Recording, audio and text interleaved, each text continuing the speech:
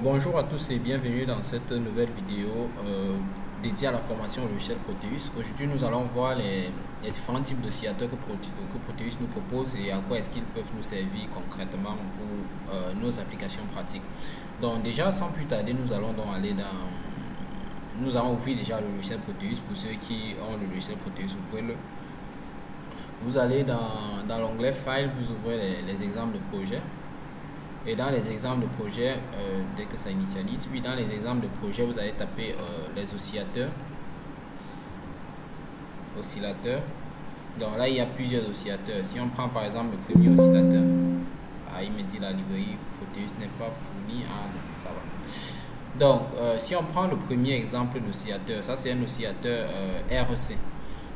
Donc, dans le cadre peut-être vous devez avoir regardé ma vidéo, je vous envoie la vidéo sur les plaques à induction dans le cadre des chauffages par induction ou dans les transmissions d'énergie sans fil que j'ai eu à faire plusieurs vidéos sur la chaîne qui sont toujours présentes jusqu'à présent.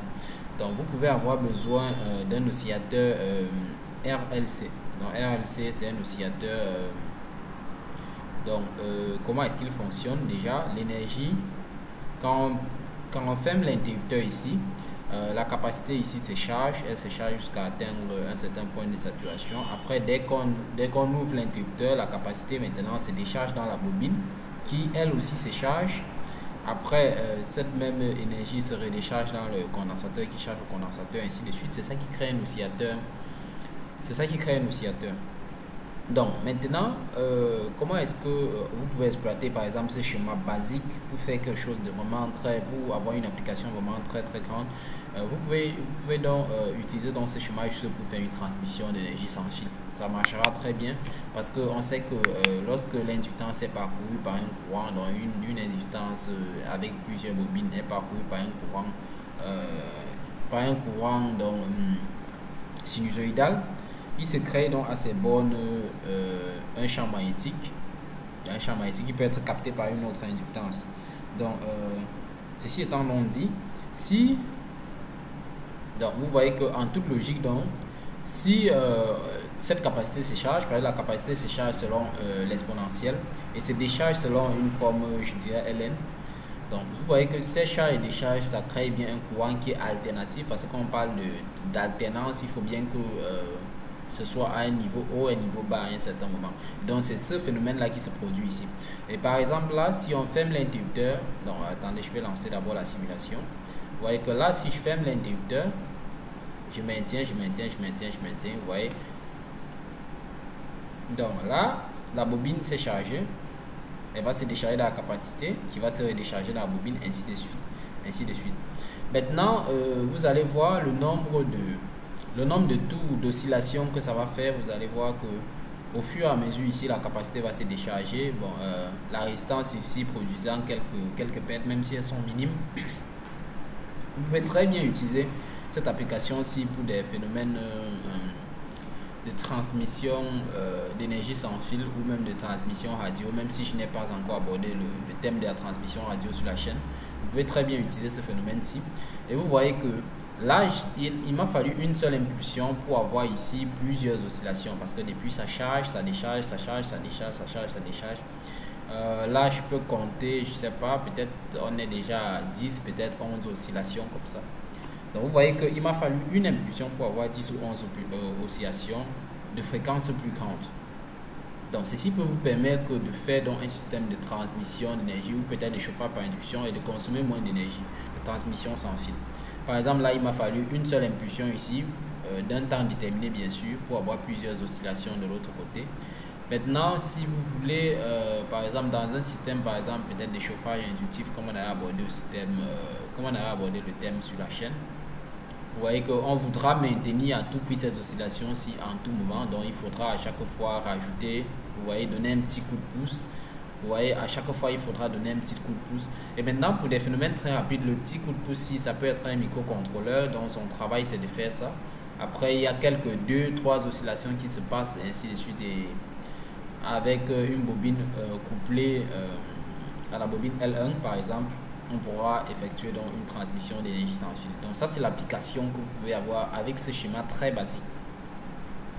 Une autre application que vous pourriez avoir, c'est que comme la bobine se charge et se décharge, si vous avez étudié les équations de la bobine, vous saurez que, et du courrier de la capacité, vous saurez que dans ces phénomènes de charge et de décharge là, il y a des phénomènes de série de Fourier qui se passent. Donc par exemple là, quand moi j'envoie une tension de 6 volts qui est carré, par exemple si j'envoie une tension de 6 volts carré, au bon de ces deux éléments qui est la bobine et la capacité, donc il y aura des phénomènes de résonance, et le signal donc décrit ici au bord de l'ensemble LC sera donc décrit par une série de Fourier. Donc quand on dit décrit par une série de Fourier, c'est qu'un signal carré peut se décomposer en une sinusoïde et en une somme de petits signaux carrés.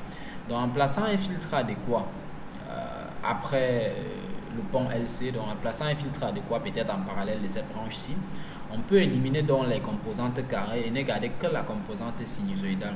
Alors là, pour ceux qui aiment un peu faire des recherches, vous pouvez aller chercher les oscillateurs, les filtres, qu'est-ce que je dis, les filtres passe-bas efficaces bien sûr. Vous pouvez filtrer les composantes carrées et ne garder que la composante sinusoïdale pour pouvoir peut-être amplifier et pouvoir faire, je sais pas quoi, un onduleur à fréquence maîtrisée. Donc ça c'était pour ce schéma-ci. Donc je vous épargne les calculs de LC, mais pour ceux qui veulent les calculs, demandez-moi. Je ne veux pas rendre la vidéo ennuyeuse parce que généralement les gens ont tendance à fuir les calculs. Donc je vous épargne donc les calculs de phénomènes de résonance ici pour avoir déjà la fréquence de résonance, c'est la formule est basique. Mais je vous épargne les calculs de série de Fourier pour pouvoir décomposer les composantes carrées des composantes sinusoïdales pour pouvoir faire ensuite un onduleur sinusoïdal. Donc ça c'était pour ce point-ci. On peut stopper, on peut changer de schéma, on n'a pas besoin de le modifier. Donc on a vu. Et les oscillations ici auront toujours tendance à s'atténuer parce que il y a une résistance ici. Même si dans la pratique vous ne mettez pas de résistance entre la bobine et la capacité, il y aura toujours des phénomènes de perte dus au fil ou dus peut-être aux résistances internes de la bobine ou peut-être aux capacités de fuite. Donc il y aura toujours des pertes. Le système va toujours s'amorcer. Donc ça ne peut pas s'auto-maintenir. Les rares systèmes qui s'auto-maintiennent peut-être ce sont des systèmes à supraconductivité. Oui, des phénomènes de supraconductivité, mais là ce sont des phénomènes qui nous échappent un peu, parce que pour cela il faut refroidir les conducteurs à près de moins 273 degrés Kelvin. Donc il faut refroidir pour ne pas avoir de pertes. Donc dans un système normal il y aura toujours des pertes, et même jusque là ce n'est que ralenti inévitable. Donc ayant donc fini avec ce schéma-ci, nous pouvons ouvrir un autre projet. Donc, tout regarder dans la classe des oscillateurs. On peut prendre la seconde version d'oscillateur. Donc, la seconde version d'oscillateur est un étage d'oscillateur symétrique. Donc là, il est symétrique. Pourquoi? Parce qu'il a deux transistors en antiparallèle. Donc, ce qui se passe ici, c'est quoi? C'est que quand la source 6 volts alimente ici, il y a l'un des deux transistors qui est susceptible de conduire, dont les capacités se chargent. L'un des transistors, soit Q1 soit Q2, est susceptible de conduire, et vu que les composants ne peuvent jamais être identiques, il y aura toujours un côté, une capacité qui aura tendance à se charger légèrement plus vite que l'autre et polariser un des transistors avant l'autre. Donc cela aura pour effet de lancer le cycle d'oscillation, parce que si ce transistor-ci est passant, vous voyez cette lampe-ci s'allume, et comme il est passant, il aura tendance à décharger cette capacité-ci, pourtant l'autre est en train de se charger. Donc dès que l'autre charge aussi, il rend passant celui-ci et il bloque celui-ci. Donc si on lance ce circuit-là, vous pouvez voir. Donc vous voyez que ça c'est d'abord l'état stable. Après maintenant il y aura l'oscillation. Je ne sais pas pourquoi ça n'oscille pas dans ce cas-ci. Donc après il y a oscillation, donc un côté conduit, l'autre ne conduit pas, un côté conduit, un autre côté ne conduit pas. Donc là, peut-être ce sont les performances juste de la machine. Attendez, je fais. Donc on appelle ça un astable parce qu'il n'a pas d'état stable, donc astable. Donc, un multivibrateur stable, donc un oscillateur stable. Donc je sais pas si je viens plutôt si je déconnecte ces deux-ci, est-ce qu'il va se mettre aussi?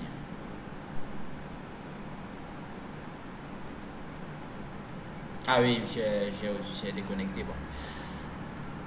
Pourquoi est-ce que cet oscillateur-ci n'oscille pas? Donc, est-ce que c'est de mon fait? Donc, dites-moi si ça n'oscille pas également chez vous. Je ne sais pas quel est le souci. Pourtant, c'est un enregistrement, donc c'est un projet basique, donc c'est un exemple de projet que Proteus met à disposition dans des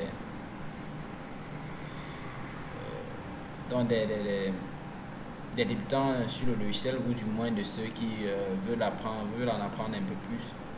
Donc là, ça c'est un schéma typique d'un oscillateur. Moi, je ne sais pas pourquoi ça n'oscille pas. Peut-être ça peut être dû aux performances de mon PC, parce que sur mon autre ordinateur, là, ça aussi. Donc, néanmoins, passons. On ne va pas perdre de temps sur ça. Non, je ne peux pas sauvegarder, je n'ai pas fait les changements.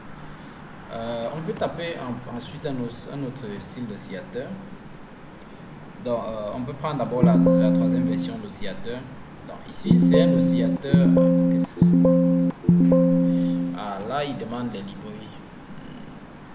Donc, peut-être c'est même un problème de librairie qui m'a calé l'oscillation tout à l'heure. Donc, là, on peut lancer un peu l'oscillation, on va voir. Oui, un problème de librairie. Donc, il faut exécuter donc, le logiciel en tant qu'administrateur. Vous m'excusez. Je vais exécuter donc en tant qu'administrateur. Oui.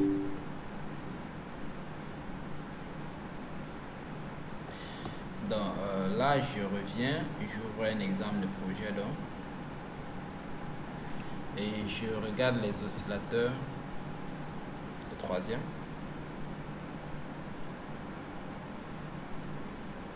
Donc si je relance là, j'espère que c'était ça. Voilà, vous voyez, c'était ça le problème. Donc, n'hésitez pas à ouvrir Proteus en tant qu'administrateur. J'ai l'impression que c'était le même problème tout à l'heure. Donc, c'était le même problème tout à l'heure. Donc, quand vous le lancez pas en tant qu'administrateur, il y a certains composants qui ne reconnaissent pas et qui ne simulent pas correctement. Donc là, par exemple, nous sommes sur une version d'oscillateur qui utilise donc un NE555. Donc, cette version d'oscillateur-ci est très souvent utilisée pour les systèmes, par exemple, d'alarme, parce qu'il faut savoir qu'il y a il faut savoir que même avec les NE555, il y a moyen de lancer les oscillations très souvent au moyen d'un bouton ici qui peut régler le niveau de tension pour pouvoir déclencher les oscillations. Donc, dans le datasheet du composant, c'est expliqué. Rappelez-moi de mettre le datasheet en description pour ceux qui voudraient avoir la fiche technique de ce composant qui est très utilisé. Par exemple, pour certains petits systèmes d'alarme, on utilise généralement les NE555, mais à une fréquence un peu plus grande. Et à la place de la lampe ici, on place juste un haut-parleur, ou bien on place un transistor qui va commuter un haut-parleur. Donc le haut-parleur permet donc de créer, il crée donc un bruit dès que peut-être la condition qui est reliée à la pin 5, parce que la pin 5 peut servir aussi de pin de déclenchement, mais il faut augmenter d'autres composants. Je vous mettrai la datasheet en description. Donc vous pouvez donc vous servir donc de ce schéma-ci pour faire un système d'alarme en plaçant tout simplement la lampe ici par un haut-parleur et en ajoutant un système de détection ici à la pin 5, parce que la pin 5 peut être servie comme pin de détection, je l'ai dit. En ajoutant un système de détection ici de telle en sorte que dès que ça détecte, je sais pas, peut-être l'obstacle ou le bruit, ça lance l'alarme. Donc après, vous pouvez aussi, pour ceux qui sont fans des onduleurs, parce que je sais qu'il y en a beaucoup qui sont fans des onduleurs, vous pouvez donc utiliser, vu qu'ici, on a déjà un signal carré. On a un signal carré qui est 0, soit 0, soit 1, soit 0, soit 1. Vous pouvez donc, quand on dit 0, 1, 0, 1, 0, 1, en série de Fourier, vous voyez que vous pouvez décomposer le signal 0, 1, 0, 1, 0, 1 en un signal sinusoïdal, donc en un signal sinusoïdal de base et une somme des sinusoïdes de fréquence élevée. Donc vous pouvez donc faire un filtre passe-bas que vous placez au niveau d'ici, un filtre passe-bas qui va laisser passer juste les basses fréquences et filtrer donc la composante sinusoïdale pour sortir un signal purement sinusoïdal et pouvoir donc grâce à ce signal sinusoïdal donc servir de base à un montage onduleur qui pourrait débuter au primaire d'un transformateur et le secondaire sortirait d'une tension parfaitement sinusoïdale. C'est très possible avec le NE555, mais il faut un filtrage conséquent et assez costaud. Donc avec ce montage-ci, c'est possible. Donc là, là ici, modifier la fréquence d'oscillation est très facile. Vous pouvez modifier la valeur de la capacité ou la valeur des résistances. Je ne l'ai pas dit dans les montages précédents, mais c'est aussi possible de le faire là-bas. Donc faites-le si vous le pouvez, si le schéma peut vous aider. Donc faites-le si le schéma peut vous aider. Donc après, on va d'abord stopper le fonctionnement. On peut aller après sur, je peux encore taper oscillateur. On peut regarder un autre oscillateur. Donc l'oscillateur par partie du Traeger de Schmitz. Vous voyez que là, on a une version d'oscillateur à partir de la bascule de Traeger-Schmitz. Mais là, c'est un composant à part entière. Donc, c'est un composant qui peut avoir, selon sa configuration, peut-être 4 pins ou 8 pins. Donc, il permet donc de sortir un signal carré en sortie, soit 0, soit 1, que vous pourrez effectuer un costaud filtrage pour obtenir un signal sinusoïdal, ou bien que vous pouvez servir, ce signal-ci peut servir de train d'horloge à d'autres processus électroniques. Donc, ça va dépendre du besoin. Par exemple, tout à l'heure, on a parlé d'alarme. On pourra aussi parler peut-être d'une horloge pour les bascules, d'une horloge naturelle pour vos systèmes à bascule ou pour vos systèmes même de temps. Parce que pour compter le temps, on peut dire que bon, entre la période de temps haut et temps bas, il s'écoule peut-être 10 millisecondes et calculer pour qu'il fasse une seconde. Vous pouvez dimensionner un temps comme cela. Donc c'est très possible, c'est très possible ça. Donc vous avez vraiment plusieurs applications d'oscillateurs dans Proteus. Donc après, je sais pas, est-ce qu'on peut prendre l'oscillateur inverseur. Donc là, il oscille et il inverse. Donc là, il oscille et il inverse tout directement. Donc il oscille et il inverse. Donc c'est un oscillateur inverseur. Après, je ne sais pas s'il y a encore autre oscillateur qu'on peut... attendez. Oscillateur...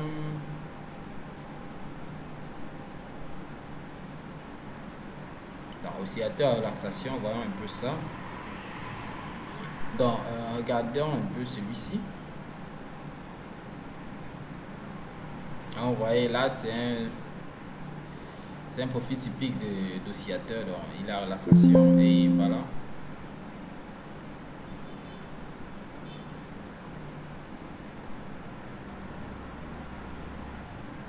Donc voilà donc le système d'oscillation qui sort. Donc il sort un signal oscillant en dents de scie. Donc ça peut vous aider pour ceux qui travaillent avec les signaux en dents de scie. Honnêtement, moi je travaille pas beaucoup avec les signaux en dents de scie. C'est pas vrai. Qu'est-ce qu'on pourrait encore regarder? Oscillation de Wien Bridge. Voilà.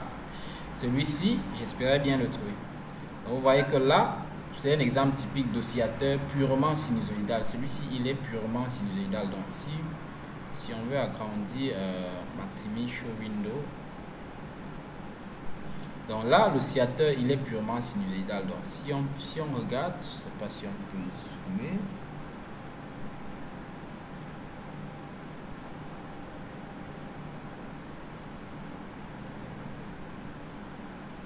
Donc là, si vous regardez bien, l'oscillateur, il est purement sinusoïdal. Il produit un signal sinusoïdal pur.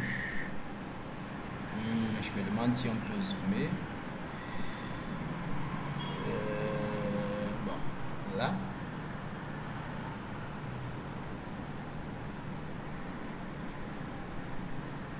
Apparemment, il n'y a pas moyen de zoomer ici. Je ne sais pas si vous le voyez très bien. Je ne sais pas si vous le voyez. Je trouve pas le moyen de zoomer, mais il produit un signal sinusoïdal pur à partir donc, de cette configuration de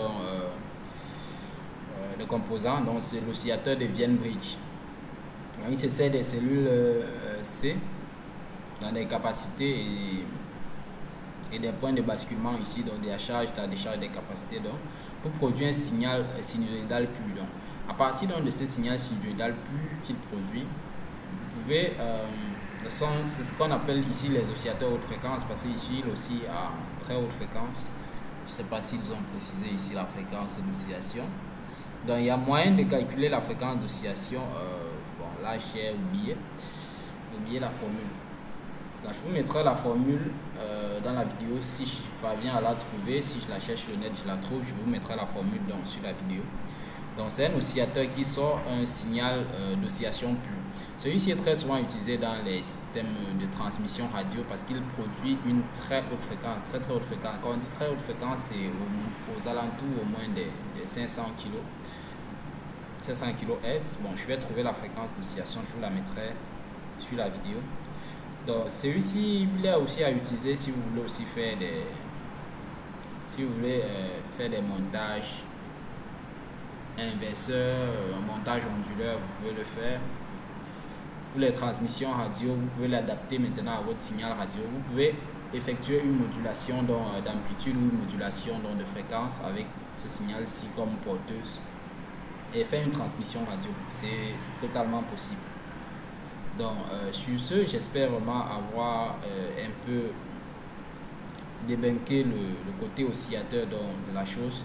Pour ceux qui ont des questions ou ceux qui ont des projets à partager ou bien ceux qui auraient des difficultés ou bien des suggestions, des conseils peut-être, laissez-les moi en commentaire, j'analyserai la chose avec joie. Donc sur ce, je vous souhaite de bien vous porter et on se dit à très bientôt pour une autre vidéo.